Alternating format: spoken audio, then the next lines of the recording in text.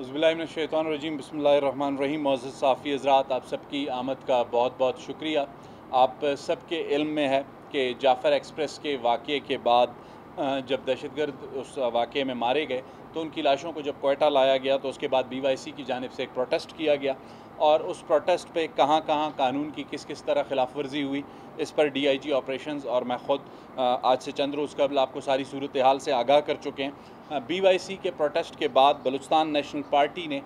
जो है एक कॉल दी लॉन्ग मार्च की, और लॉन्ग मार्च जो है वो वर्ड से कोयटा की तरफ आया। और इस बात का भी जिक्र पहले प्रेस कॉन्फ्रेंस में हो चुका है कि इस लॉन्ग मार्च के कोयटा पहुंचने की सूरत में कुछ सिक्योरिटी ख़दशात थे जिनको तक़वियत दी उन वाक़यात ने जो कि डबल रोड पर और लकपास पर हुए। इस सारी सूरत हाल को देखते हुए जो है चीज़ों को पॉलिटिकली मैनेज करने की भरपूर कोशिश की गई। सूबाई हुकूमत की जानिब से वज़ीर आला बलूचिस्तान सरफराज बुगटी ने न सिर्फ सूबाई असम्बली में मौजूद जो पार्लिमानी जमातें हैं उनसे राब्ते किए, बल्कि जो बाहर हैं उनसे भी गुफ्त शनीद का सिलसिला जारी रहा। लेकिन गुज़िश्ता रोज़ कुछ चीज़ें सामने आईं और गुज़िश्ता रोज़ धरने में BYC की क़यादत बिलखुसूस डॉक्टर सबिया की जानिब से एक ऐसी तकरीर की गई जो तकरीर सूबे की हुकूमत के लिए, रियासत के लिए उस पर बहुत उस तकरीर पर तशवीश है। और सबसे हैरानकुन बात यह है कि एक ऐसी पॉलिटिकल पार्टी जो कि इलेक्शन कमीशन में रजिस्टर्ड है उसके प्लेटफॉर्म पर एक रियासत मुखालिफ तकरीर की गई और इसका जायज़ा कल लिया गया और इस पर जो कानूनी कार्रवाई बनती है उसका आगाज़ हो चुका है और कानून अपना रास्ता लेगा। इसके अलावा गुज़िश्ता रोज़ तकरीर में बलूचिस्तान नेशनल पार्टी के सरबराह सरदार अख्तर मेंगल की जानिब से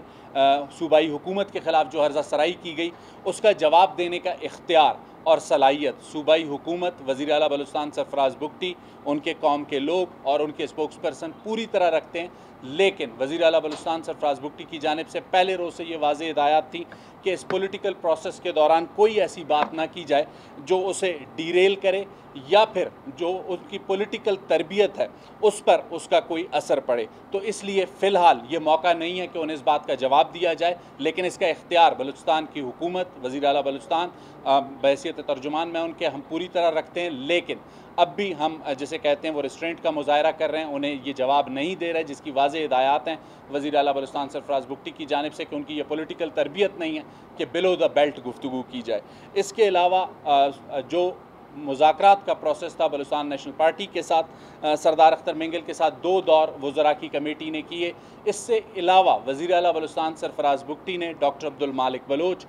जमीयत उलमाए इस्लाम, अवामी नेशनल पार्टी, बलूचिस्तान अवामी पार्टी, जो भी इत्तेहादी हुकूमत में शामिल थे या अपोजिशन में मौजूद थे, उनके साथ एक पॉलिटिकल कंसेंसस डेवलप किया और इस पॉलिटिकल कंसेंसस के नतीजे में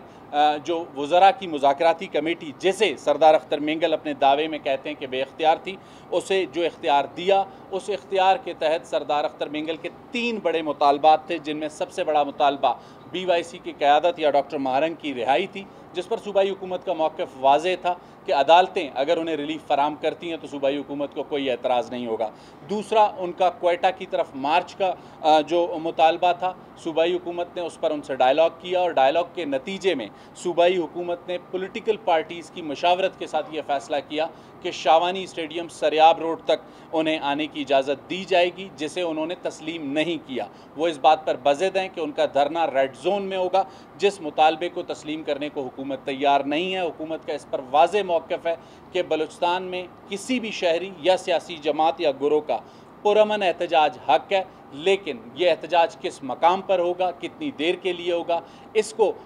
मैनेज किस तरीके से किया जाएगा, ये डिस्ट्रिक्ट एडमिनिस्ट्रेशन का राइट है, तो उस राइट को हुकूमत एक्सरसाइज करना चाहती है। सरदार अख्तर मेंगल को मुज़ाकराती कमेटी की जानिब से जो ऑफ़र की गई है, हुकूमत बलूचिस्तान अब भी अपनी उस ऑफ़र पर कायम है। अब मज़ीद जो भी इस पर फ़ैसला करना है वो सरदार अख्तर मेंगल ने करना है और बलूचिस्तान नेशनल पार्टी ने करना है, लेकिन साथ में उन्हें ये याद रखना होगा, जब वो लॉन्ग मार्च को दोबारा कोयटा की तरफ लाने का ऐलान कर चुके हैं तो वाज़ेह तौर पर उन्हें यह पता होना चाहिए कि सूबे में इस वक्त भी दिफा 144 नाफिज है। पॉलिटिकल रिस्ट्रेंट का मुज़ाहरा सूबाई हुकूमत की जानिब से किया जा रहा है, लेकिन अगर उसकी खिलाफ वर्जी की कोशिश की जाएगी तो कानून अपना रास्ता लेगा। कोई सवाल? यार, ये जैसे भी आपने फरमाया कि हमें